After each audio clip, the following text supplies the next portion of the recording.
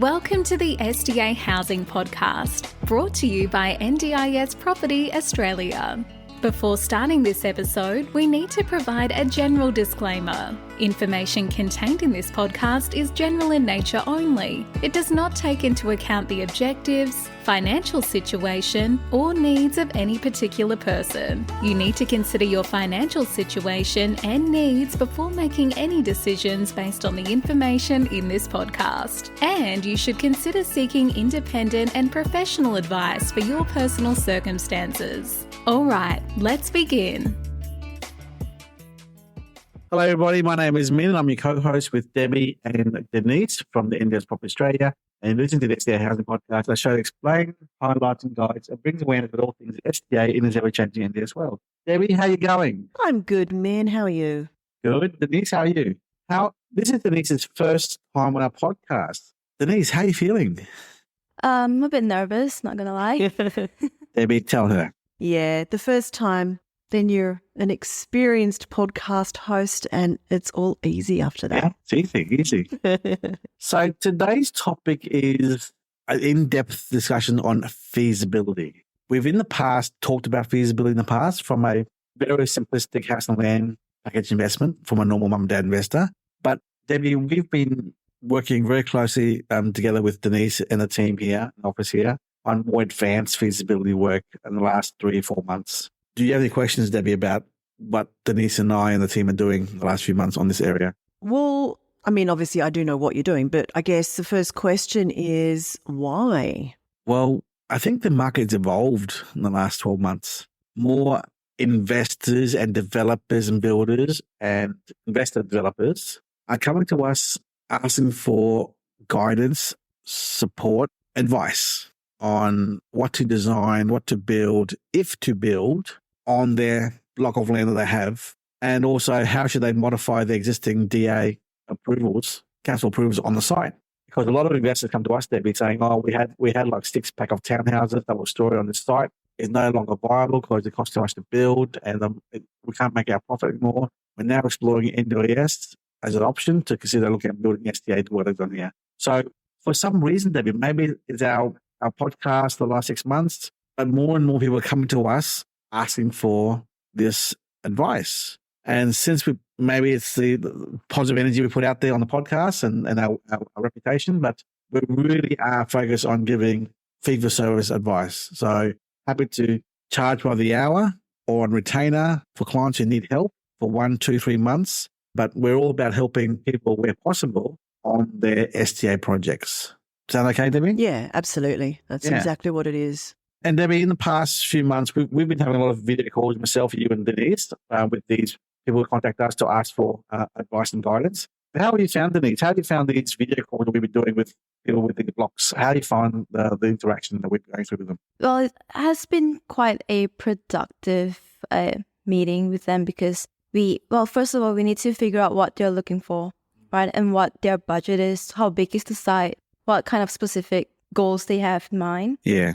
How are you finding our video calls with these potential clients in dealing with their queries and their questions and their ideas? How do you find the conversation with them? It's not too bad. Well, first of all, we need to figure out what they're looking for, right? Because maybe they've got like a big block of land and they don't know what to build on there. And we need to decide on their budget, how much they've got. And their goal. Their goal, yeah, what they are looking for. And from there, we come up with a specific quota based on the scope of works that we are providing for this specific client. Mm-hmm. And it could be sometimes, depending on the site, depending on the budget, it could be maybe 4 to 5 weeks of work. Sometimes it could be up to 7 weeks, could be up to 3 months. Again, it depends. And the build, do you want me to talk about the build cost for now or later? Well, let's cover that in a minute. But yeah, I'm really asking you a question of that people should feel comfortable to engage us and talk to us, you know? Oh, it's a pretty casual conversation, nothing too stressful. Yeah. And I want to throw a question to Debbie. Debbie, the last 4 years, we've all thought that the solution to a participant's needs was a 4-wall roof, 4-bedroom house. That's what we all thought, didn't we, Debbie? Yeah. Well, yeah, that was what the standard that was being built was, for sure. And as a result, we've seen so many 3, 4, 5-bedroom or 3, 4-bedroom houses in the last 4 years in the thousands being built across Australia. But I guess as a business here, Denise, maybe we've really sat down and said, well, what are the other options? What can be done? I mean, in the world of participant needs and disabilities, we should be open enough to consider all options for a client. And that may be a 3-bedroom house. That may be a group home. It may be an apartment. It could be a villa. It could be a duplex. It could be a double-story house. It could be whatever it is. We don't know what the needs are, obviously, right? But it's important to state to our listeners that keep an open mind. Never say never, right? But then you're going to say as an investor, well, what should I build on this site? And then back to data, Debbie, data. How important is data to this first question here? No, it's imperative. And it's basically the first thing that we would look at. What is the data? Is there even any use looking at doing an SDA development in that area on that site? So if there's not, then that's the first thing we'll say. Look, it's a bad area. It's oversupplied. You know, the land is sloping on a steep street. Whatever the reason is, we'll say, look, yeah, it's probably not feasible to even go any further down this as a path of consideration. Because as an investor, when you go to a builder, they happily build you an SDA house because they make money on the build. They don't care. The architect is happy to do a design on the house because they get paid to do the design. They don't care. But who really does care is the investor. Am I doing the right thing by spending this money to buy this block and build this dwelling, or am I going to regret it? And the first question that every investor in the SDA sector or world should be asking is, what if I'm wrong? What if I don't really know the right information here? And so it goes back to what we do here, Denise. From a feasibility point of view, well, first of all, what is the word feasibility? What does that mean? The definition of feasibility. Denise, what's your versions of feasibility? It is it a viable option to consider? Okay. Denise, what do you think the definition of the word feasibility is? I look at the profit too, and as well as the sustainability. Yes. By the very nature of the word feasibility, it is the financial metrics, calculations of whether the said formula, project, proposal is going to work from a mathematical point of view, right? Cost and benefit, risks, ongoing costs, upfront costs, exit costs. I mean, what are those calculations are going to be? The word feasibility means all the above. Yeah, and ultimately, am I going to get the return on investment as an investor that would make this a viable option? On that very topic of viable investment, what am I going to get? It goes back to tenancy mix.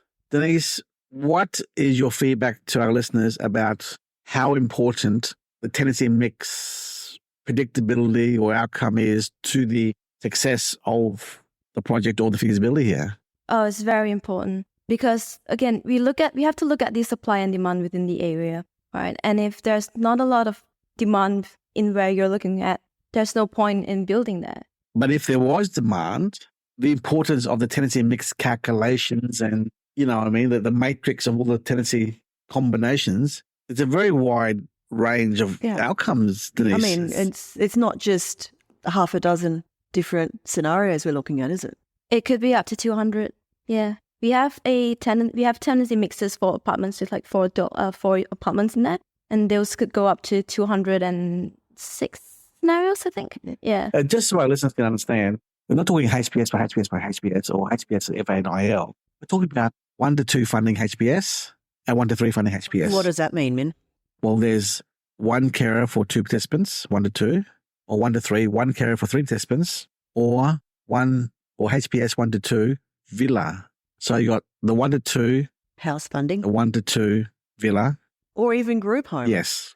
And the thing that people don't realize is you can have a mix and match of all these HPS, IL, FA, house, villa, 1 to 2, 1 to 3, even 1 to 1. But the normal rule applies, which is the lower of rule. So again, I don't go into detail on this topic here, but let's just say that there's so much complex calculations to work out the outcome of the investment that the investors do not realize it. Right? The lower of rule is a very powerful rule, which does affect things, you know. And if you bring in a 1 to 2 or 1 to 2, 1 to 1 kind of 1 to 1, 1 to 2 funding of a villa person into a house or an apartment, that really brings in the income as well. So all that applies. So back to the tenancy mix, it's very important to understand that it's complicated. Yeah. Yes. So Denise, when you are doing those tenancy mixes, there will be obviously hundreds of different potentials. But basically what we do is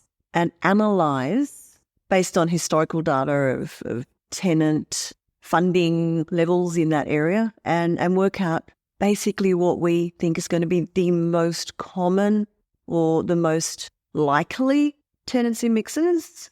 We look at the past demand data, figure out maybe the top 5 most likely scenarios, and then from that one, we do calculate the average net yield that we can potentially gain from that, yeah.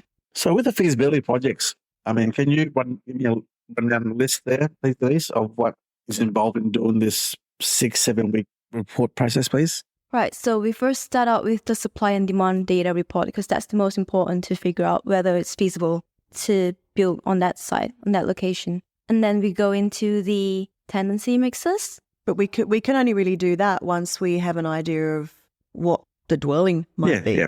Oh, yeah, of course. So let's say you have a big plot of site, you have a big block of site and you don't know what to build on there. We give you all the possible options. You can maybe build like 1 4-bedroom, 4-bathroom low-set house, or you can build maybe 2 double-story house, you can build a duplex. We give you all these possible options depending on the size of your site. And then from there, we give the tenancy mixes, which is based on the dwelling.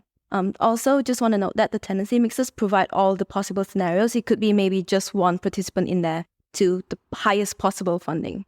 So for a 4-bedroom house, it could be 1 tenant and 2 empty rooms as well. Yeah, exactly. Continue on the list, please.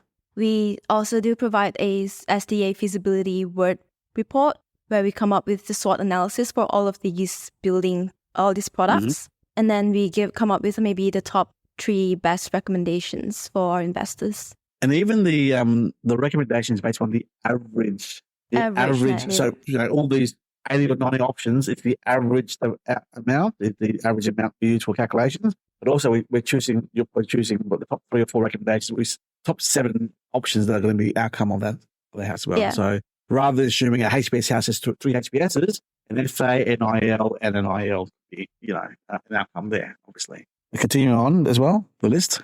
So we also have a PIA report in the quote, and then we have a short-term accommodation or medium-term accommodation as a backup. Yep.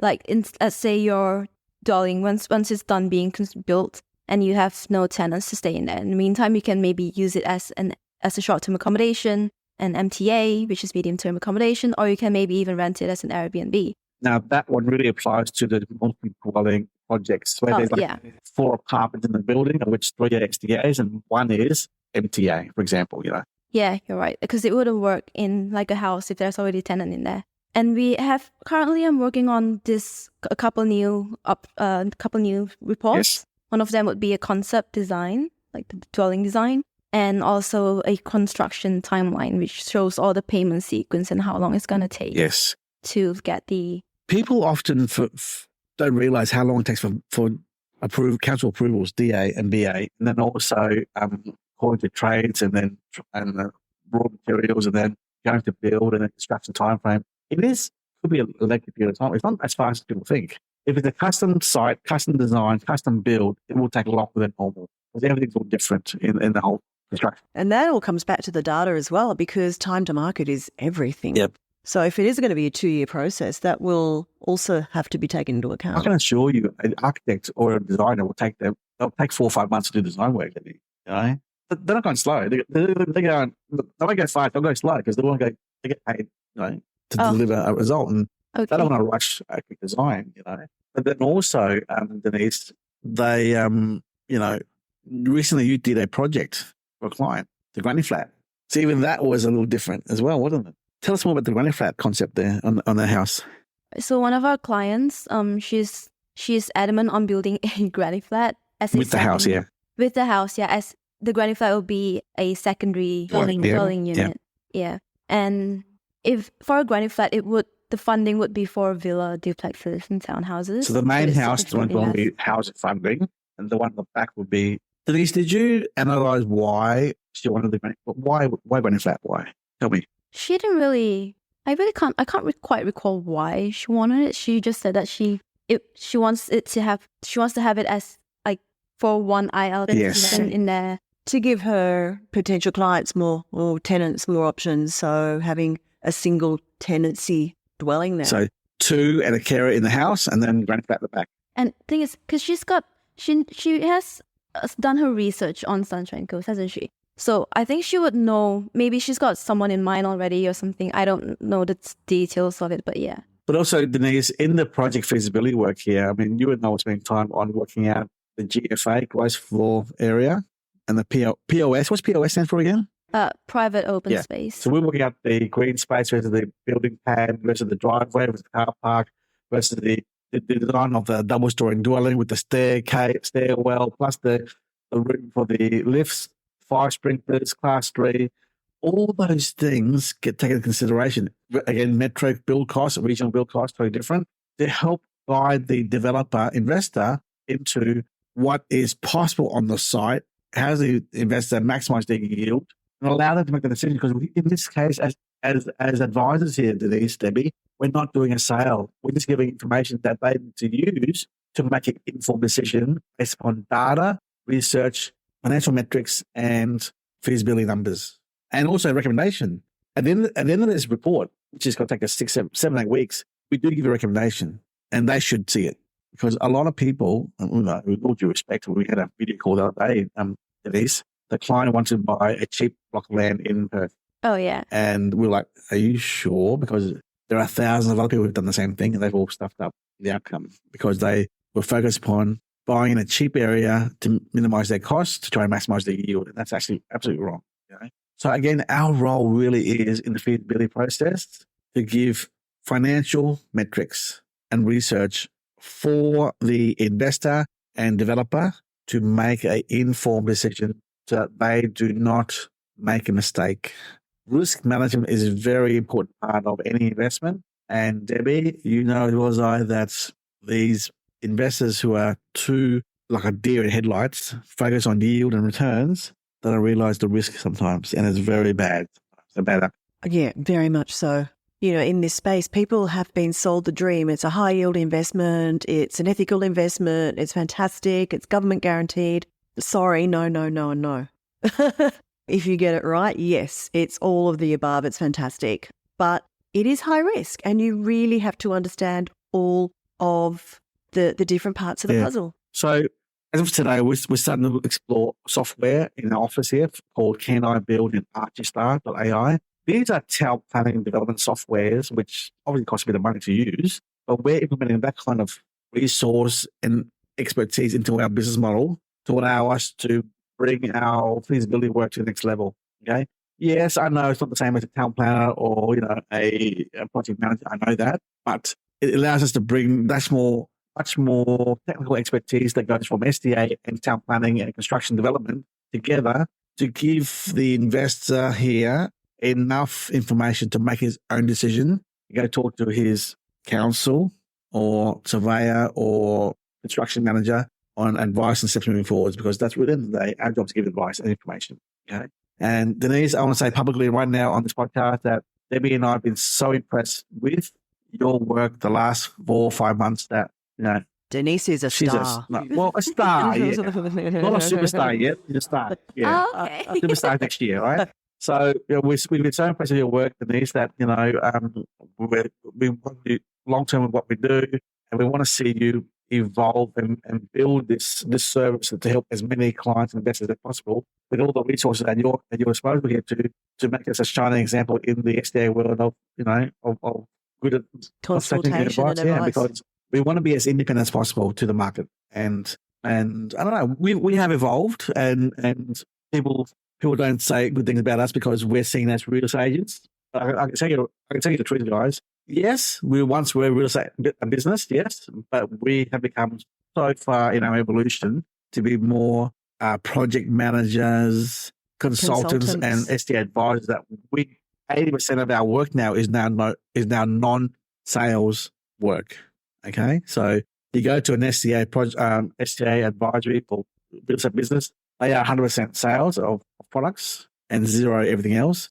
We're opposite. We're probably 70%, 80% customer service, advisory, research, feasibility work, housing procurement, and respite services. So we do a lot more things within SDA than just selling a house or selling a project, because we want to understand what goes on behind the scenes in creating the product from scratch. And we want to help developers and builders make as much of an informed decision based upon the asset itself being the raw site as well. And help people get into or out of the SDA product that they've jumped into already. So that's just what we do now. We're very much a different, we're a different model now as a business, and we're very proud of the team we're bringing on board and who we have become, Debbie. I think it's been a great 4-year journey, and I look forward to the next few years to see how far we go with this business model as well. Yeah. Denise, any final words of advice from you, our listeners, about feasibility, how important it is? Should they always engage you and the team here? Is it always needed? That's the question. Feasibility. Your thoughts, please. Final words. Well, it is final words. It is definitely needed. Not many people actually think about this, do they? They don't. They just jump right into it.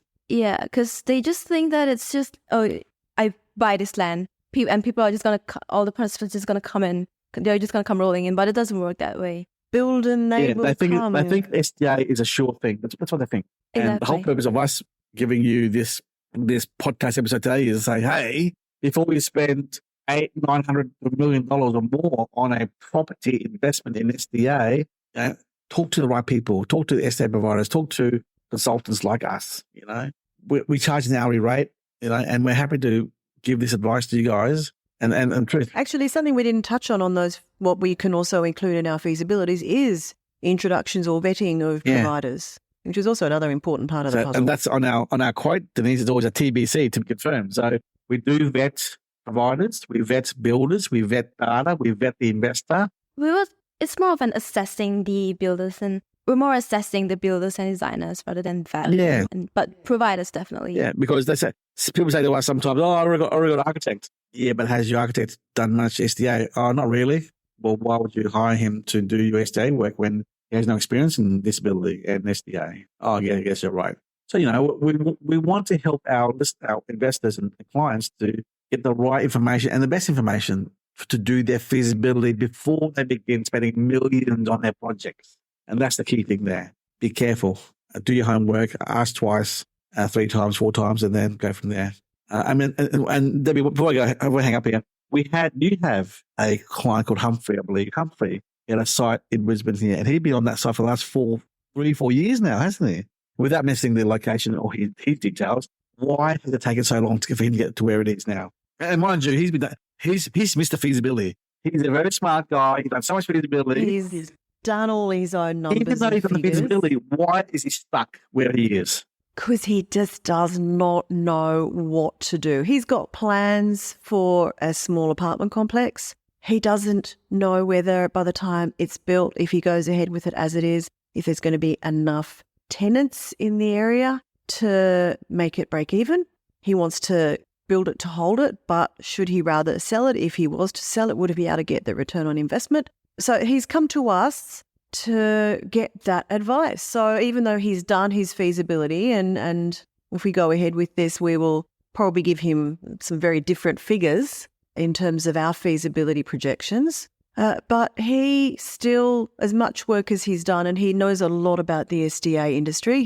He has been studying this for probably about 3 or 4 years and speaking to lots of different people. But he still doesn't know. He's still not sure. He still needs to get more advice. Now, Debbie, here's a prime example of you snooze, you lose. Now, what I mean by that is, in that 4-year period of thinking about it to today, still thinking about it, construction prices have gone up.